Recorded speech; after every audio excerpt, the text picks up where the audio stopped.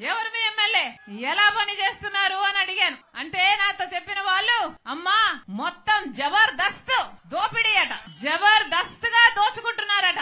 ఎలా ఉంది మీ ఎమ్మెల్యే అంటే, ఎమ్మెల్యే కాదమ్మా మంత్రి అన్నారు. పోనీ ఎలా ఉంది అంటే, మాకు ఒకరు కాదమ్మా నలుగురు మంత్రులు అన్నారు. నలుగురు ఏంటన్నా అంటే, ఎమ్మెల్యే గారు మంత్రి అట, భర్త మంత్రి అట, వాళ్ళ అన్నలిద్దరు కూడా మంత్రులేడట. యథేచ్ఛగా జబర్దస్త్ గా దోచుకుంటున్నారట. గ్రావెల్ వదలరంట, చెరువులోని మట్టి వదలరంట, ఇసుక వదలరంట, ఏది గాని వదలరంట.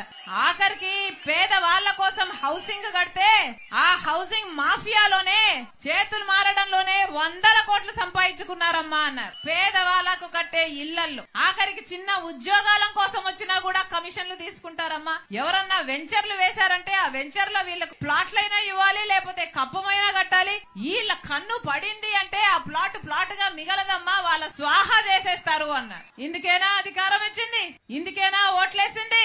ఎక్కడ చూసినా అవినీతి, ఎక్కడ చూసినా డబ్బులమయం. ప్రజల గురించి ఆలోచన చేసేవాడు ఎవరైనా ఉన్నారా అంటే ఒక్కరు కూడా లేదు. ఇలా తయారైంది కదా.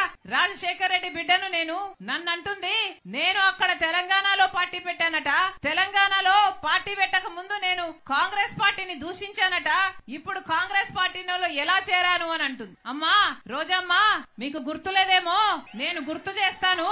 మీరు తెలుగుదేశం పార్టీలో ఐరన్ లెగ్ అన్న పేరుతో మీరు పిలువబడినప్పుడు రాజశేఖర్ రెడ్డి గారి గురించి మీరు ఎంతగా దూషణలు చేశారో ప్రజలు ఇంకా గుర్తే ఉన్నాయి.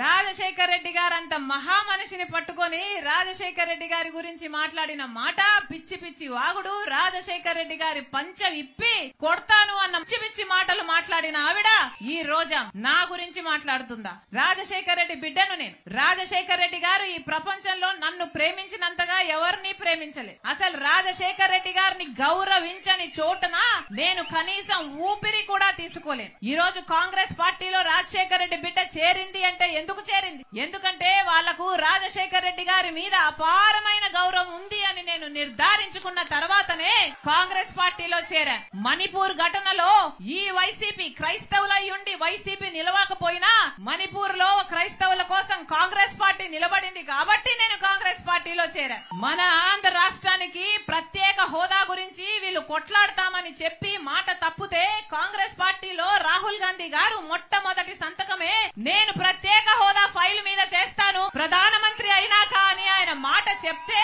తర్వాత చేరాను నేను కాంగ్రెస్ పార్టీలో. నా గురించి మాట్లాడుతున్నారా? పైగా తెలంగాణలో పార్టీ పెట్టానట, నేను మూసేసి ఇక్కడికి ఎందుకు వచ్చాను అని అడిగింది. అమ్మా నేను వైఎస్ఆర్ తెలంగాణ పార్టీ అని పార్టీ పెట్టిన మాట నిజమే, అది మూయలేదు తల్లి. వైఎస్ఆర్ తెలంగాణ పార్టీ కాంగ్రెస్ పార్టీలో విలీనం చేశాం కాబట్టి కాంగ్రెస్ పార్టీ ఎంత కాలం బతికుంటుందో వైఎస్ఆర్ తెలంగాణ పార్టీ కూడా కాంగ్రెస్ పార్టీలో భాగమై బతికే ఉంటుంది.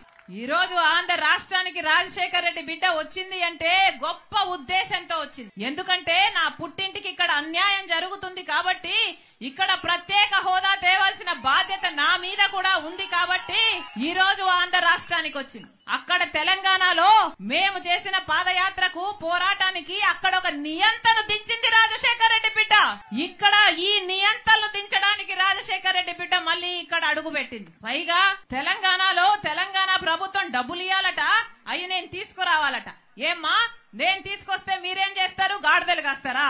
అధికారం ఏమో మీకుంది, తెలంగాణలో టీఆర్ఎస్ పార్టీలో దోస్తీ ఏమో మీకుంది. ఈ 5 సంవత్సరాలు వాళ్ళని కౌగులించుకున్నారు, వాళ్ళ స్వీట్లు తినిపించుకున్నారు, వాళ్ళకు అన్నాలు పెట్టుకున్నారు, వాళ్ళని కలిశారు, పక్కపక్క నవ్వారు. మరి మనకు రావాల్సిన డబ్బులు అప్పుడు గుర్తు రాలేదా?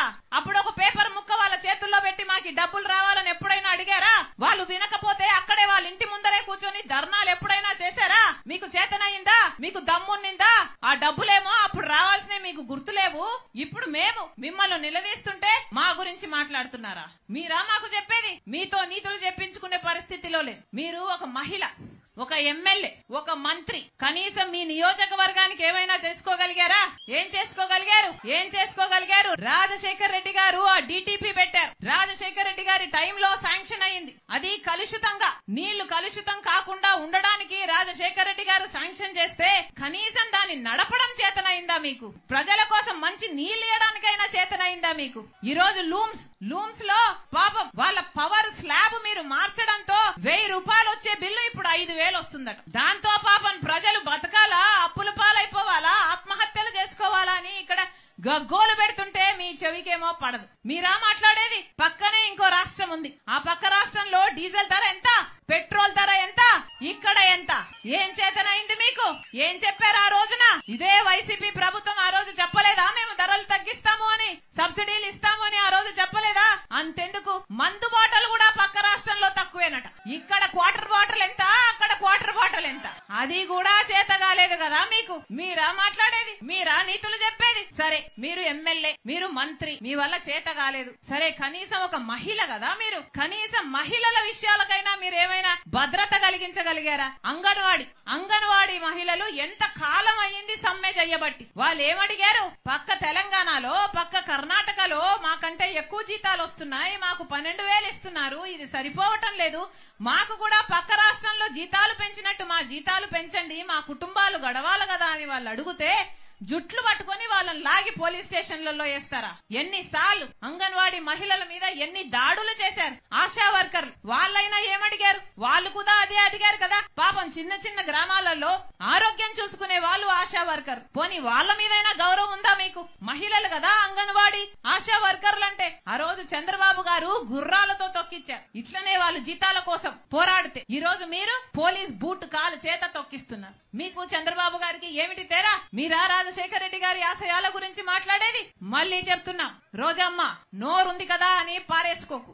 ఇదే పక్క రాష్ట్రంలో ఇలాగే రాజశేఖర్ రెడ్డి బిడ్డ మీద అధిక ప్రసంగం, ఇలాగే అతిగా మాట్లాడితే జనాలు వాళ్ళందరినీ ఓడగొడితే ఇప్పుడు వాళ్ళు ఇంట్లో కూర్చొని ఉన్నారు.